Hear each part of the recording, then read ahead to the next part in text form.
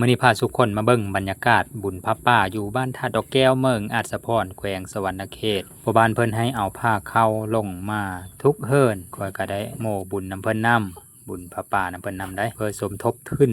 สร้างกุฏิหลังใหม่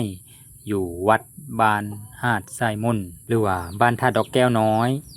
วัดเพิ่นละไฟไหม้ไฟฟ้าลัดวงจรแล้วกุฏิไหม้เส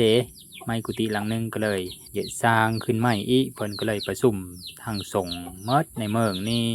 แล้วก็ทางออกตนญาติโยมว่าล่ะเฮ็ดนั่นเลยละซอยเพิ่นก็เลยได้เฮ็ดต้นเฮ็ดผ้าป่าขึ้นมาไปชมบรรยากาศพร้อมๆเดียวเด้อพ่อแม่พี่น้องเด้อแล้วก็ช่วงท้ายๆข้อยก็สิสรุป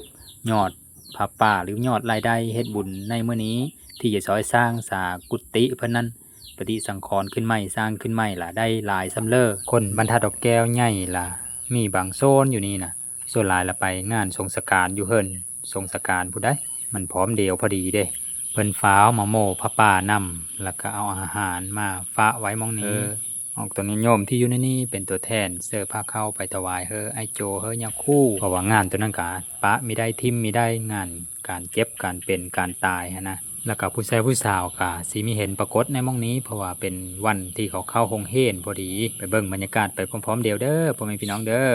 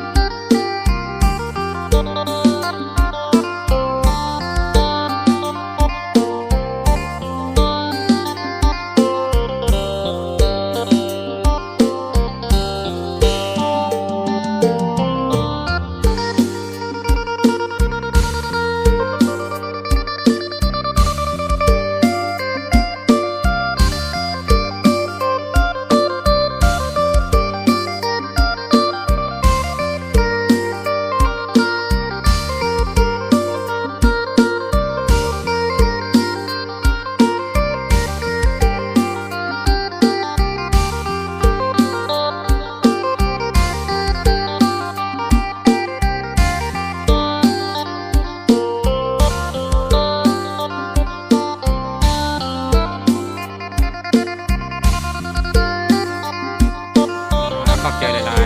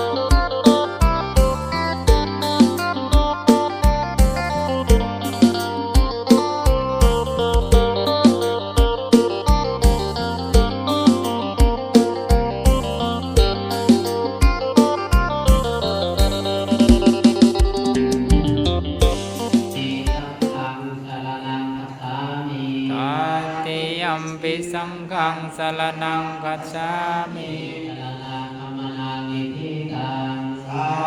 ธุ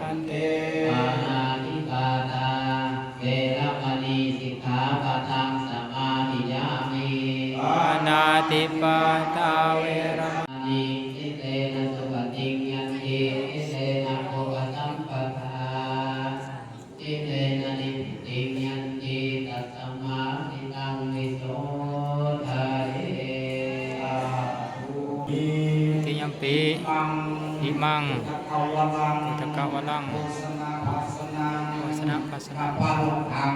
ปาโลกัง ปัญญาทานังสาธุสาธุพวกการทั้งหลายไม่มีเจ้าป่าเจ้าศรัทธาเป็นคนมาการนำมองพวกเขาสาธุสาธุโมทนายกพิธีเก็บระหว่างคนเสก กามังปะยะยังพุทโธปฏิคันนันตัวสยันตังนาเลสังวาลิตุงวะพุเทเยนะวาจานะภะคะตังมะยะยังธัมโมปฏิคันวาลิตุงวะธัมเมนวาจานวาเจตัสสวะ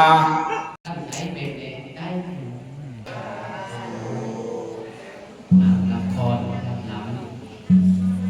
วาลิวาหาปุลาบาลิปุเรนติสังฆังกกัมปติวิสิตังปฏิตังตุมหังกิปะเมวัสเมนตตุเตโพเรนตุสังฆปายันโทปะดานัสโตยัคขาปฏิโตติระโสยัคขาติโนเววาสันตุสัพพะโลกโอวินาศตุมาเตภวังวันตรายโยสุขิติกายุโกภวะเทวะธนสิเกสานิจังพุทธาปัจจายิโน เอตังวรังปฏิคันหามาอันตธานีมัจยังคันเตนี่คือการทำที่ก็สำเร็จเอาเจตนาได้ตามคำคาดหมายว่าซะอันนี้กันถูกเอาไปไว้ที่ผ่านแล้วที่ว่าการนำทุกการพัฒนาการด้วยพระคุณเมตตาธรรมปรายันสิตาเวสาเราจะเอาผสมกันในการนำขันเมืองตลอดทอดการนำขันบ้านโดยเลขาเพิ่มงานเพิ่มพรเอาลิขิตบ้านเอาเป็นจังหวะการสร้าง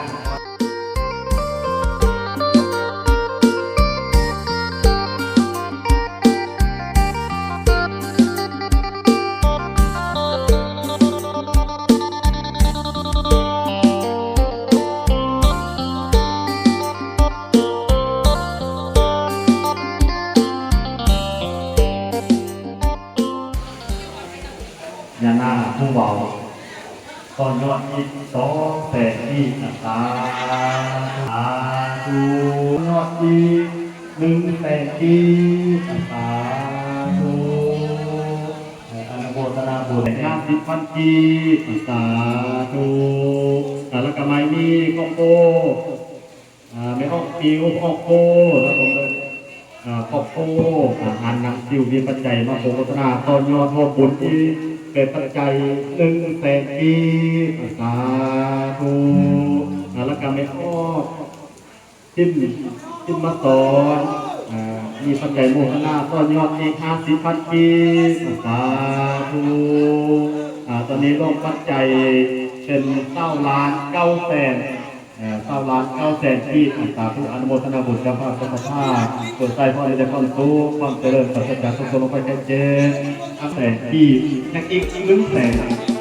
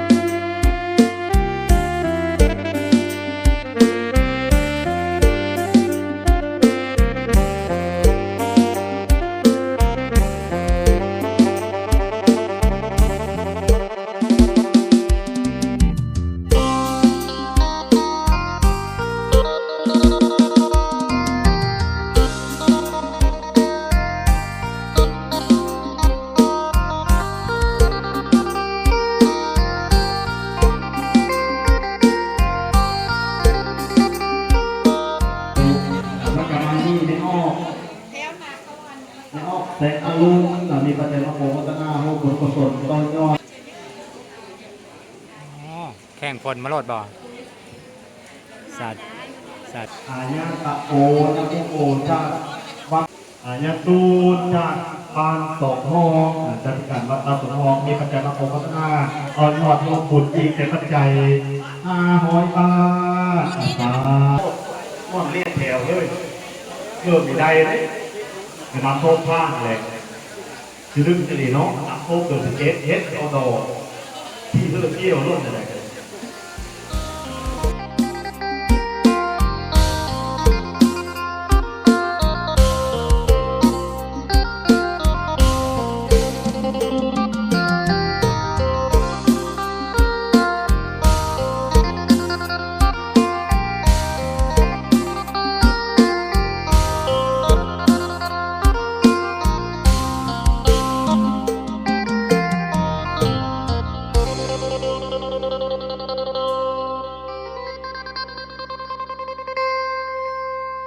อย่างขู่เพิ่นสั่นแล้วออกแต่เนี้ยโยมกเสสังมั่งคลังญาจามะได้บ่นี่ได้สรุปยอดพระป่าทั้งเพิ่นต่อยอดเพิ่มอีกได้32,350,000 กีบแล้วก็มีเงินบาทนำ 1,425 บาทประมาณนี้ยอดทั้งหมดคันถ้าคิดเป็นเงินบาทก็จะได้อยู่ 48,998 บาทสาธุอนุโมทนาบุญนำมัสสุคนเด้อสิเริ่มลงมือก่อสร้างแล้วหรือบ่แล้วก็ตามปัจจัยที่มีละคันถ้าผู้ใดมีจิตใจศรัทธาอยากโมทนาเพิ่มเติมก็ติดต่อมาได้เด้อคันถ้าผู้ใดอยากร่วมบุญนำการสร้างกุฏิวิหารพระสงฆ์สามเณรก็ได้พาพ่อแม่พี่น้องมาเบิ่งบรรยากาศบุญพระป่าพร้อมด้วยสายฝนก็เอาประมาณนี้ละเดี๋ยวคลิปหน้าพอเดี๋ยวไม่เด้อ